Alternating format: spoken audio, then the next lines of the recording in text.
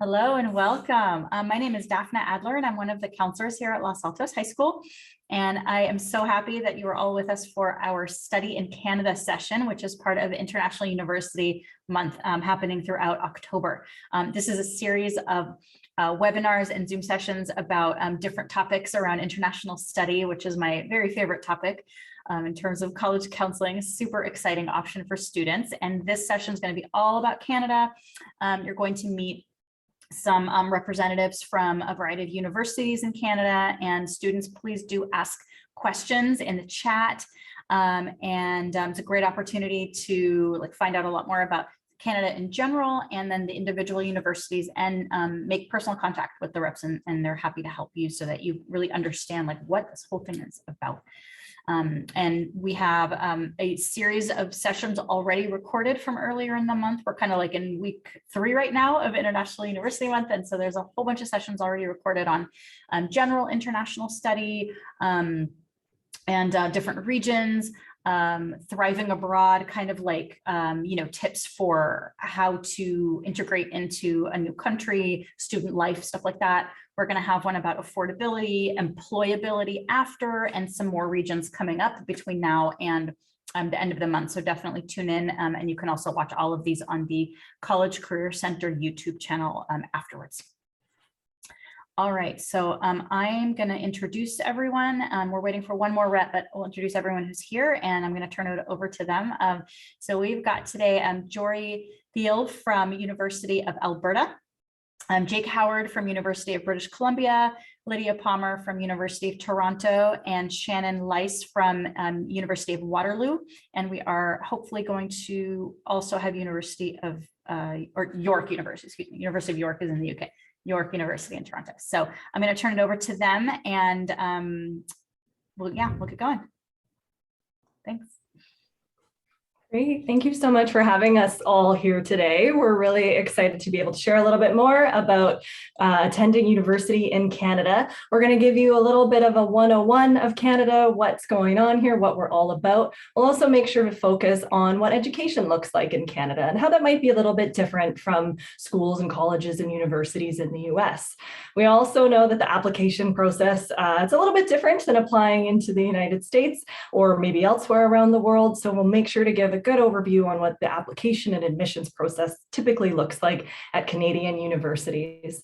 As well, today we're going to be sharing a little bit more about fees and finances, and also we're going to make sure that we take time to answer your questions. You've got a huge variety of universities here today in terms of what we offer, so we're really glad to dive in and give you a great overview about university in Canada, and then some information about each of our individual institutions. So we'll go ahead and get started, and I'm happy to share a little bit more about, what Canada looks like, your neighbors to the north. You'll see that we have a very diverse landscape and really great community options for students here in Canada, including everything from urban to rural. And we're a very large country, and so large it can take about 6 hours to fly from one end of the country to the other. But what that means is that there's a lot to explore as a student, regardless of where you may end up going to school. We have major metropolitan cities mixed in with beautiful geography, beautiful Rocky Mountains, Canadian prairies, and 3 ocean coastlines. So Canada does cover a huge variety of geography, and we're happy to welcome students from all over the world and the United States to attend school here. And I do also have to share a little bit about our weather, because yes, there are 4 seasons of weather for most parts of Canada, which means that you may have access to, nice cold and snowy temperatures in the winter, as well as hot, sunny weather in the summer, and everything in between. So today we're fortunate to have, as I mentioned, a number of universities here to share with you, where we're located, what we're all about, and we're going to go ahead and kick off a little bit more about Canada in general. So I'm going to pass it over to Jory. Awesome. Thanks, Lydia. So a little bit of Canada 101 for you. So we are the second largest country in the world as far as landmass, but we only have about 38 million people that live here, which I believe is about 1.5 million less than the state of California alone. So we got the space, but we also have room for more to join us, which is exciting. We produce about 85% of the world's maple syrup production.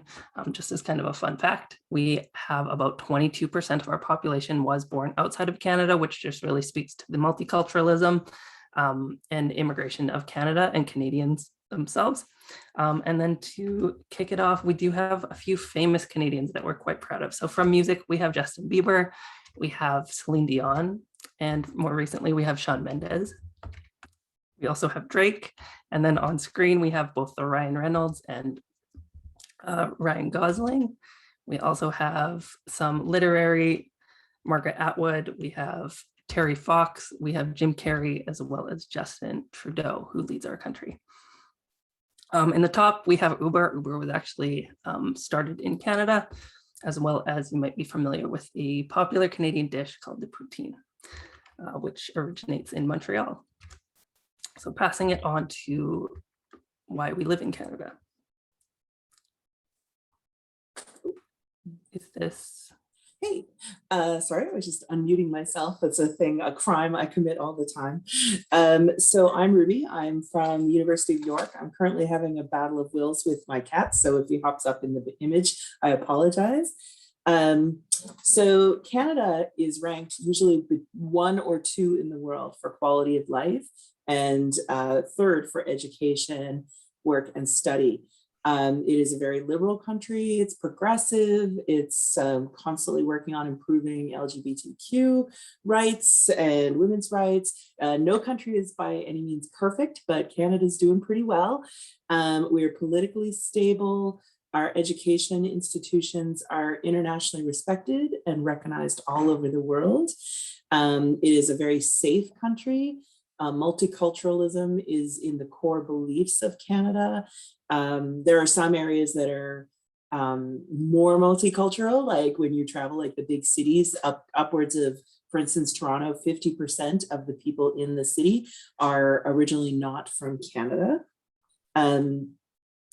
Universities in Canada are publicly funded, and what this means is that they all have to maintain a very high quality in order to be funded. So in Canada, it's more the philosophy and the approach to choosing any university is about finding the best fit for you. So it allows you to open up your decision-making process to other things, like obviously your academics are the most important, but also where you would be happiest becomes very important, because being happy and feeling good where you are makes you a better student. So ultimately it's all tied in together. So for instance, if you love the idea of a big city or a small town, or being surrounded by nature, or being in an urban, vibrant, 24-hour open kind of place, that is all possible across the country. You can go anywhere from a 750 student rural school up to a 70,000 student city school. So just thinking about yourself and what you're interested in and where you would be happy and where you would thrive, you can choose that. Now we have about 96 institutions or universities across the country, just under 600,000 international students. There are different systems throughout, and a lot of universities here will give credit for things that you are, if you are in any of those programs like IB and AP and A levels. Don't worry if you're not. Sometimes when we bring up IB or AP, students panic if they don't have it. It does not affect whether or not you are accepted. We recognize curriculums from all over the world. It's just these particular ones might give you some advanced credit towards your degree. There's a lot of flexibility. There's a lot of interdisciplinary kind of approaches. If you don't know what that is, it just means that you can combine interests in unique ways. If you're interested in sciences, but also arts, you can create that in your degree, which is really valuable. And actually moving forward in the world, people are learning that that kind of approach creates much better employees and much better thinkers when they're not so segmented and focused on one particular thing. So that sort of interdisciplinary approach is really helpful. Oh, I guess I'm not up. Somebody else is up next.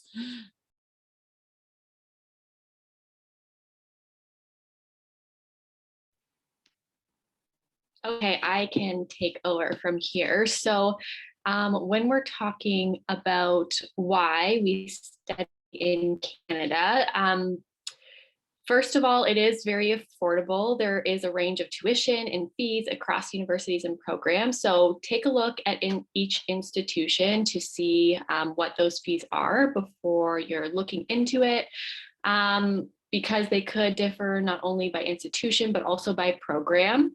And they are in Canadian dollars. So when you're looking at the fees at our schools, make sure that you do that currency exchange when comparing it to the US. And usually it is a little bit cheaper than what you would expect from there. Also, when we're looking at that, looking at it for international students, it is very affordable coming to study in our institutions. It tends to be a lot lower than out-of-state tuition prices, and we're a really competitive option for a lot of our students from the United States here. So along with that, with our co-op and work study options that are widely available, and international students are really a top priority for our universities to assist as well.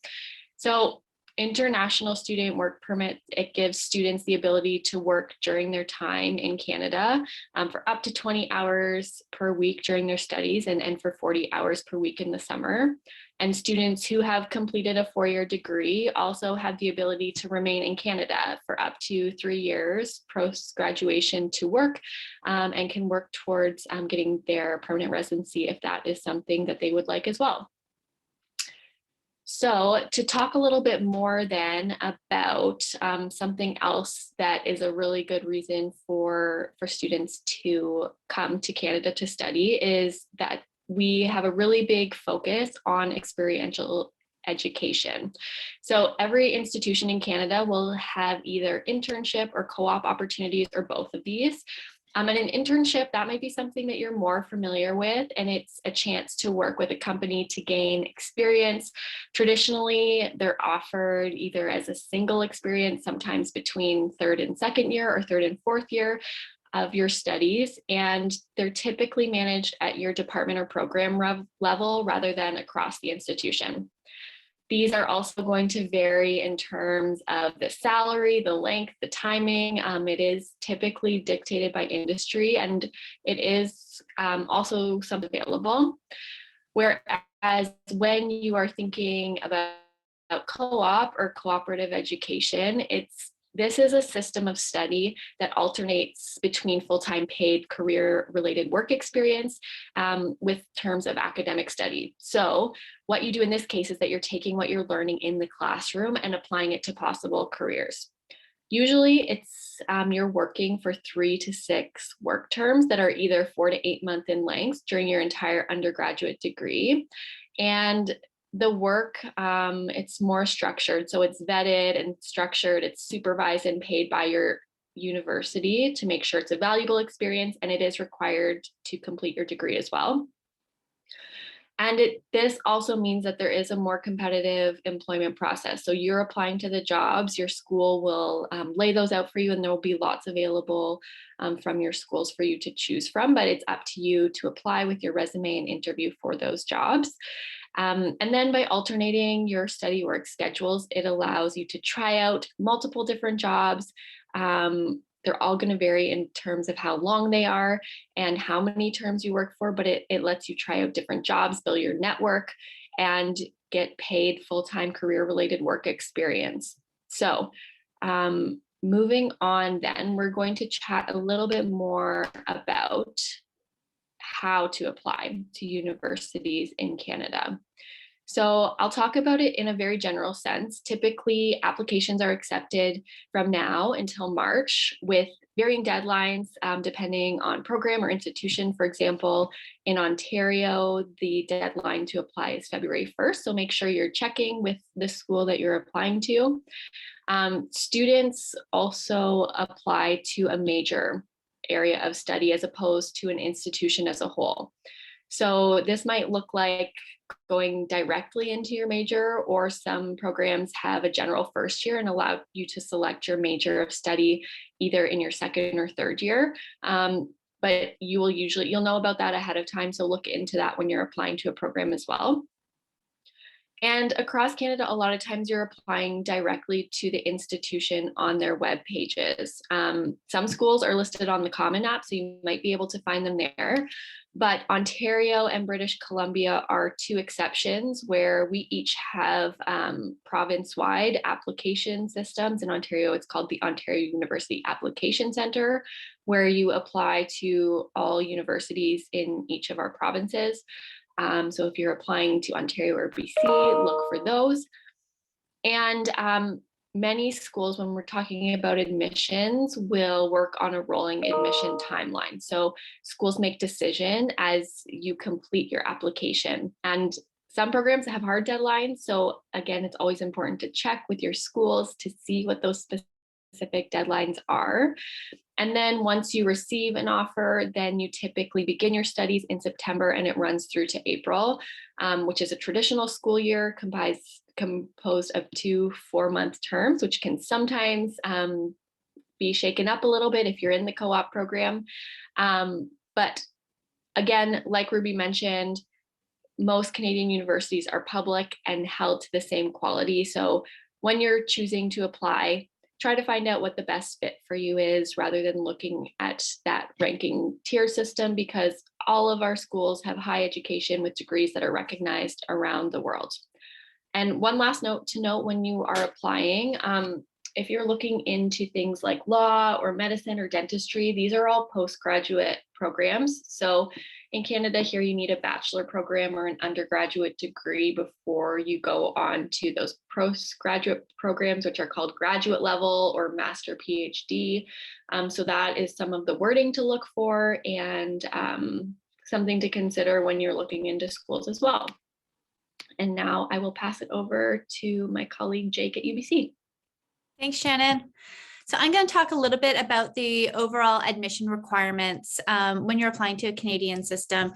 And in a lot of ways, they're really similar to the US in that it's going to depend. It's going to depend on the school that you're applying to, whether you're applying to, say, UBC or the University of Waterloo, as well as the program that you are applying to as well. So do keep that in mind. And so the grades that are required and the prerequisite courses that are required are really much going to depend on the school as well as on that as well as the program that you are applying to, because you're not applying to the university as a whole, you're applying to those degree programs, as Shannon mentioned. We will be looking at, for most of us, we'll be looking at all 4 years of your high school transcript, but really focusing on your senior level classes. So those junior and senior level classes is where I'll be paying the most attention. And if you've done things like your AP exams, or if you're doing an international baccalaureate, then we'll pay special attention to those courses as well. APs generally aren't required, but if you've done an AP exam and you've scored well on that exam, it can also be used for some first year credit. Now in Canada, we typically don't require the SAT or the ACT. Most of us have gone test optional, particularly in the last couple of years. But again, you're going to want to check with the specific university that you're applying to see what their requirements are going to be. We also don't do early admission. So in terms of the timing of things, the applications are open now, and we don't do early admissions. Most of us have sort of an ongoing rolling admission style. We'll periodically review applications as more information comes in. Pay attention to those deadlines. Some of us have earlier deadlines than others. UBC's is January 15th, which I think is one of the earliest out there. So applying early always helps, but it doesn't necessarily have that early admission binding requirements that they might have in the United States. When it comes to reference letters, we do not typically need those unless you are applying for one of the larger scholarships, and I'll talk about that in a second. But for the most part, for the general application, there is no letter of reference that is going to be required. We'll just be looking at your overall academics. And then for some universities, like the University of British Columbia, and for some programs, I think U of T's business program, they might require a supplemental application. So if you're applying to a fine arts program, that might be a portfolio. If you're applying to a business program, there might be a video interview that's required. So keep that in mind. It's primarily your in-class academics, but there is that space for some of that supplemental application information to be captured in the application process as well. That was a mouthful. In terms of English language, that is going to vary also by school. So proof of English language admission standards is going to vary school to school. Most of you who have studied in the United States for your entire academic or high school history, you're going to meet it based on that. So there's no need to worry about that. But if you've recently moved to the US or you grew up in a country that wasn't an English language country, then there might be a chance that you need to do a TOEFL or an IELTS. So you want to check with those individual schools to make sure you have those requirements. Really keep it simple. Ensure that you're engaging with the university reps, like all of us here today, to make sure that you've got those admission requirements that are going to be necessary. And if you are missing a prerequisite course, check in as well, is because there might be some additional ways in order for you to meet that prerequisite or some loopholes that we can kind of take advantage of. So always be in touch with your university reps. We are a great source of resource. Let's look at the finances and fees, as I know that that's another thing that is top of mind for all of you when you're thinking about university. And again, this is going to vary a little bit school to school, but as a whole, Canada as a destination is a very affordable place for international students. It can be similar to going or less than going out of state when you're considering California. So keep that in mind as well. Canada also accepts the FAFSA, so any 529 plans, we accept the FAFSA loans. So grants aren't allowed, but the loans do transfer to Canada, so you can be a part of that process if need be. A lot of different things that get factored into the fees and finances as well. So keep in mind that healthcare is included as a part of the student fees in Canada. And so if your students are currently paying for extended health, that might be covered as their student fees when they're studying in Canada. So there's some little things like that that you want to ensure that you're checking on as well. And that may also vary a little bit province to province. So depending on where they're planning on going to school.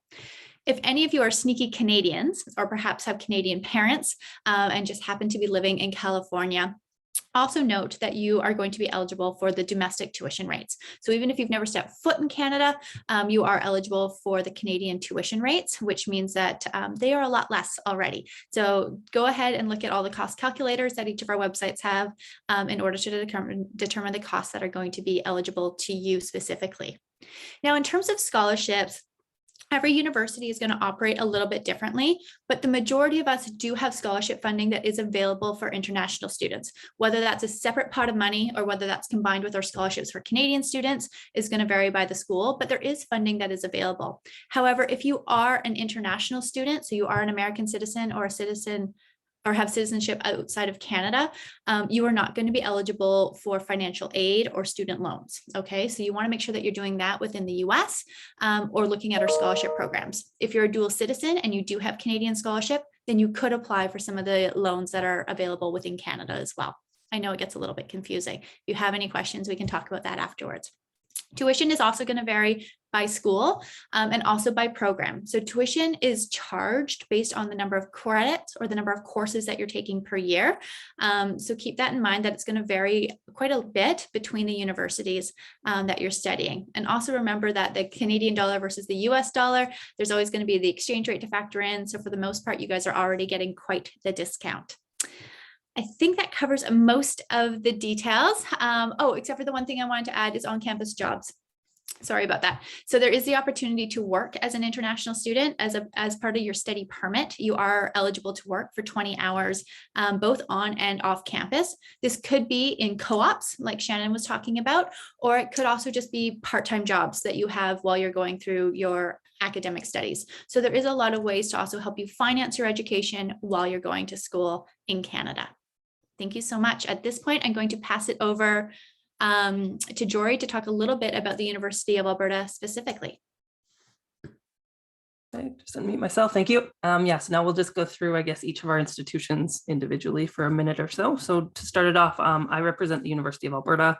We are located in the province of Alberta. So not Vancouver, not Toronto, but in the city of Edmonton. So the photo you see here is our main campus. We have about 40,000 students that study with us. Alberta is known as being Canada's energy capital. So we're home to the energy sector of Canada, and with that comes a lot of opportunity for our students to engage with employers and the industry itself. So living in Edmonton, we are just 3 hours away from the Canadian Rocky Mountains. So our students do enjoy, weekend trips or even sometimes day trips to the mountains to do hiking and skiing and snowboarding and things like that. We also have the largest shopping mall in North America. So even on the cold days, there's things to do. The photo that you see here is the West Edmonton Mall Water Park. So this is just one example of, some of the indoor activities that we have in the city. And we are one of the youngest cities in Canada as well. So a lot of young people find a home in Edmonton. As far as the U of A, like I said, we are part of Canada's energy sector. We have over 42,000 students that study with us from 159 different countries. We offer over 350 programs. We rank in the top 5 universities in Canada and top 100 worldwide. We have more than $32 million in scholarships that we award every single year, many of those to international students. And we are second in Canada for graduate employment and second in the world for our artificial intelligence research. As far as an application, generally we follow the exact same process that has already been described. I just want to reiterate that it is academic-based admission, so no personal statements, no recommendation letters, no essays or anything like that. Passing it on to Toronto. Thanks so much, Jory. Hi, everyone. My name is Lydia, and I'm here today with the University of Toronto. We were founded in 1827, and we're also Canada's largest university and one of the top-ranked universities in the world. You can see on the screen that we offer a choice of 3 different campus environments, which includes our St. George campus, U of T Scarborough, and U of T Mississauga, all with undergraduate program options in arts, sciences, and business, as well as unique programs at certain campuses in kinesiology, music, and engineering. And Jory, if I could just have the next slide, please, that'd be great. Awesome, thank you. We do also have smaller communities from faculties to colleges, which provide our students with individual support and a social network and a home away from home. So we really enjoy providing smaller communities for our students within our 3 campuses. Across our 3 campuses, we do offer over 700 program options, each with unique learning opportunities, including our first-year seminar courses. We have co-op and internships, as well as research and international options, all of which provide students with the flexibility to really personalize their degrees. In addition to that, in terms of student life, we have over 1,000 student clubs, 44 varsity sports teams, as well as the largest intramural program in Canada, and over 8,000 spaces in residence with a residence guarantee if it's your first time attending university. All students are automatically considered for merit-based admission scholarships. So we do like to mention that just by applying, you could potentially receive a scholarship.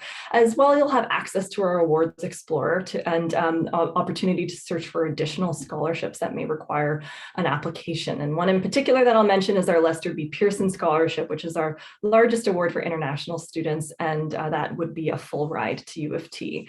So all of our admission requirements specifically for US students can be found on our website. Our early admission deadline recommended date is November 7th, but if you'd like to learn more, I'd invite you to check out our website, which I'll put a link to in the chat. As well, invite you to our Fall Campus Week, which is kicking off this Saturday, October 23rd. And with that, I will pass it over to Jake. Thanks, Lydia. And so for the University of British Columbia, we do actually have 2 different campuses for you to choose from as well. So the photo on the screen at the moment is our Okanagan campus. And so that's located in the heart of British Columbia, about a 5-hour drive from Kelowna. It's home to about 10,500 undergraduate students, and it has some great unique programming, as well as campus and city partnerships that really make it a tight-knit community feel. If we go to our middle slide, thank you. So just some highlights about the University of British Columbia as a whole. So as mentioned, it does have our 2 campuses. I'll show you Vancouver afterwards. But UBC is consistently ranked amongst the top 40 research schools worldwide, with several of our programs ranking amongst the top 20 programs worldwide. Not that rankings are the be all and end all of how you should decide where you want to go to school. There is great universities all across Canada and all across the globe. But what it does mean is that it is going to be that recognized degree when you want to either return to the United States or go somewhere else after graduation, really going to be setting you up for success. We are a destination for international students. And in fact, we are the most international university in all of North America. We welcome about 18,000 international students from 166 different countries every single year. So that makes up about a quarter of our undergraduate student body at UBC. So we're really thrilled to be able to have sort of a global perspective in all of our classrooms just by the nature of our student body. At UBC, we're also very passionate about the future and sustainability. And in fact, we have a great UBC climate action plan to make sure that we are a net zero in terms of greenhouse gases by 2050. We did meet our 2020 numbers, which is something that we're very excited about. And we are on track to meet those 2050 numbers. So if you are interested in environmental studies and sustainability in the climate, we might be a great fit for you as well.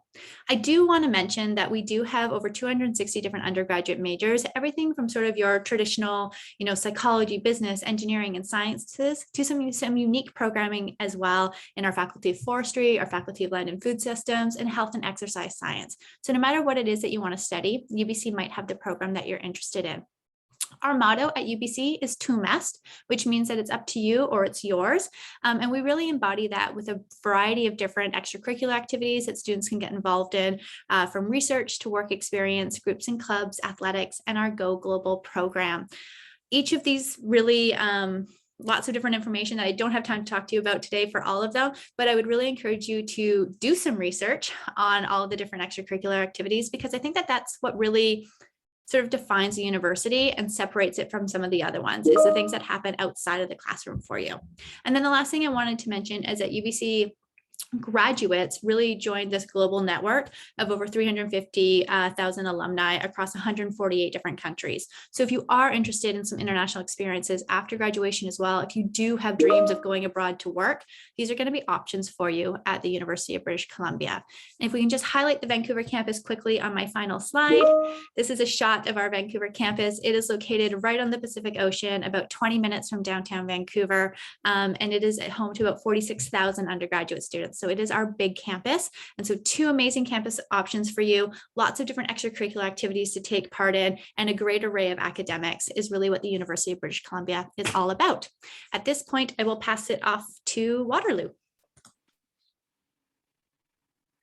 Thanks so much, Jake. And I'm not sure that I introduced myself before. So if I did not, my name is Shannon, and I'm the International Recruitment Specialist at the University of Waterloo in Waterloo, Ontario, Canada.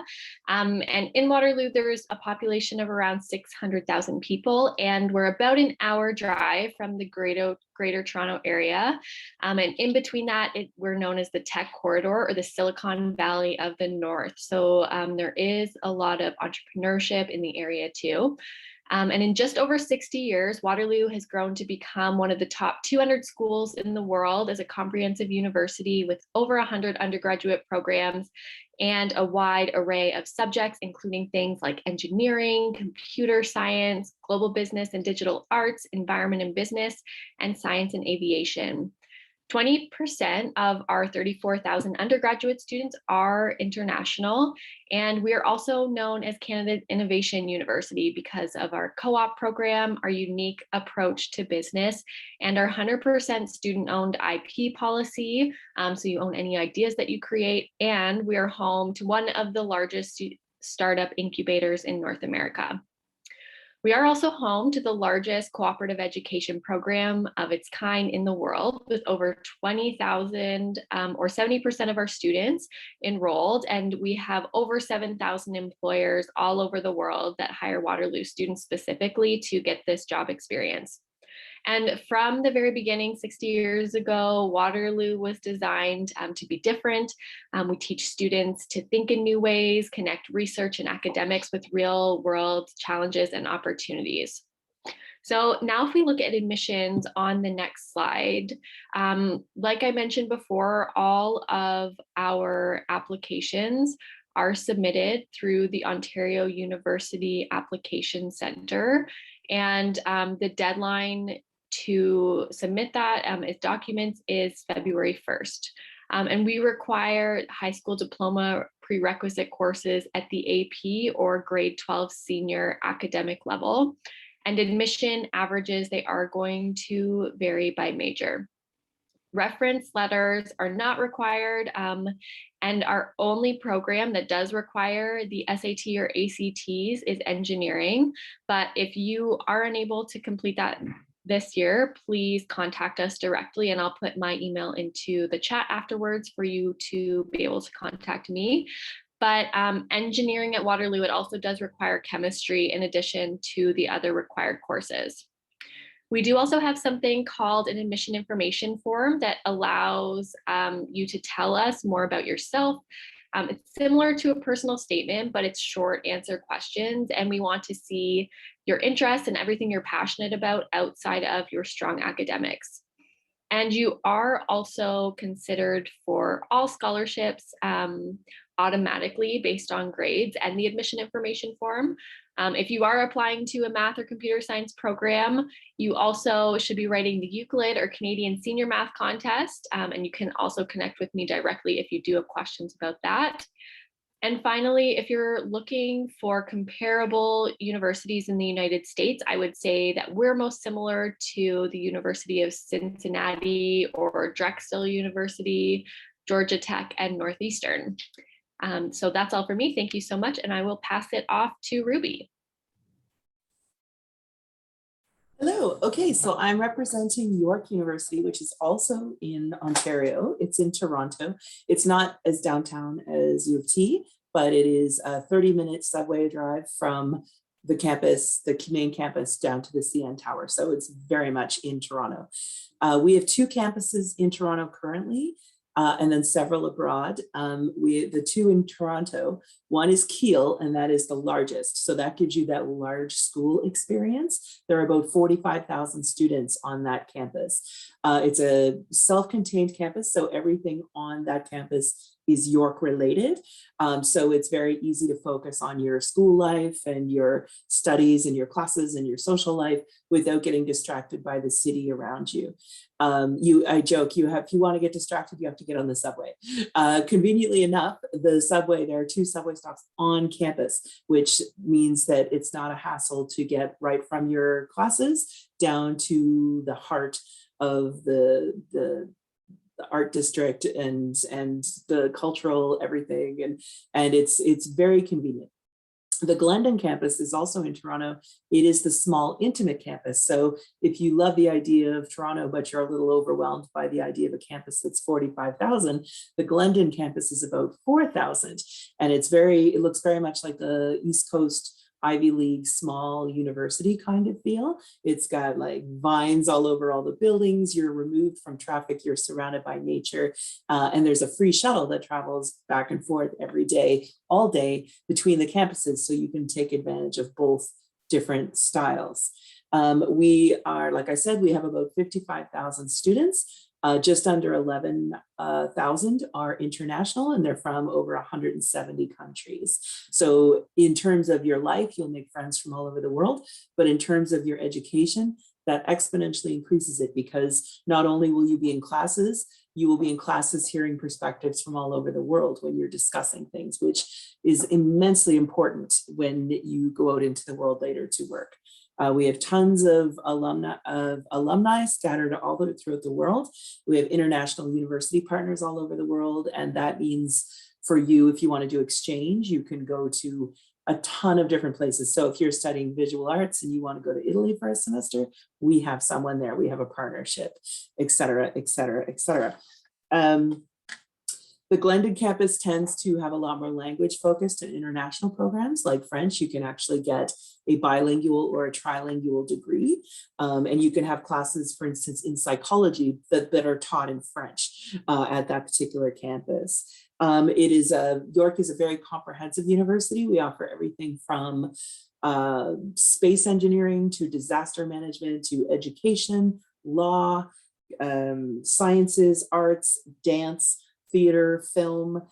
So one of the things I love about that is that means a lot of students think they have to give up a particular interest when they go to university. Like, let's say they love science, but they also love photography. And they're like, well, I guess I'm not keeping photography in my life for the next 4 years. No, you can actually keep everything that you care about in your program, which is great for creating a more well-rounded person. We do have scholarships. We have 2 kinds. We have the automatic, which are just based on your transcript, but then we also have other ones that you have to submit a separate application for.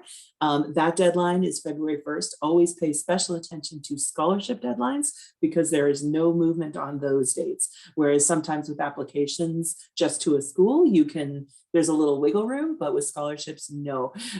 So prepare for those early, make sure you understand those dates, see the extra materials you have to submit. The scholarships you have to submit a separate application for tend to be much higher.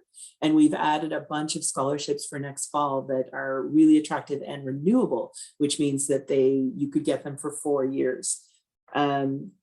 With York, you can apply directly to the school, or you can apply through the Common App system that some of my co-presenters have mentioned earlier. It's really up to you.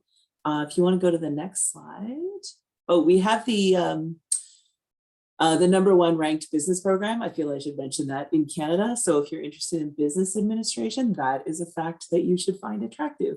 But if you're interested in dance, you don't need to know that our BBA is ranked #1. So always be mindful of the facts and whether or not they apply to the experience that you want to have. For many of our programs, we have over 150. Most of them you can start at different times throughout the year. Some you can only start once a year. So it's good to check that sort of thing early and just make sure. So most of this is generally what is in line with the other universities, but it is always good to check because our deadlines might be slightly different, especially during this time with the pandemic. Our COVID requirements might be different. So it's always good just to take a look.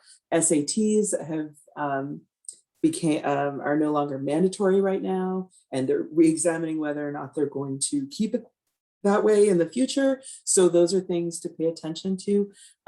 When you're applying to programs at York, the requirement to get in changes depending on the program. So for instance, with that BBA I was mentioning that's ranked #1, it's incredibly competitive. So the average needed to get into that program is much higher than, say, an average for a liberal arts degree in philosophy.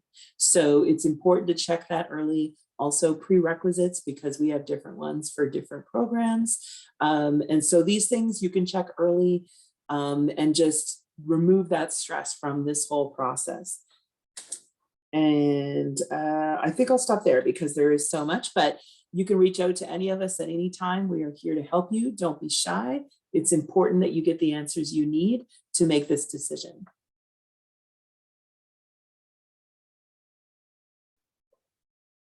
All right, I think that's the end of our presentation and it's the end of lunch for students, so that's perfect.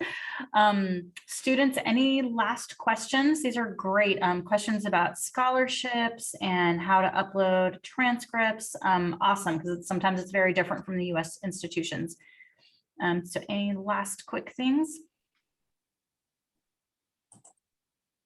No? Okay, all righty. Well, thank you all so much for being with us, to all of our wonderful reps and to our students today. As I mentioned in the beginning, we'll have this posted on the College Career Center YouTube channel shortly, so students can go back and watch anytime. And please do reach out. You can see the reps have put their contact information into the chat, and then also if you scroll to the top of the chat, there's a document that you can download that I have as well if you might need that later, and that has everyone's info. So thanks again and have a great rest of your day, everyone. So much for having us. Thanks, everyone. For having us.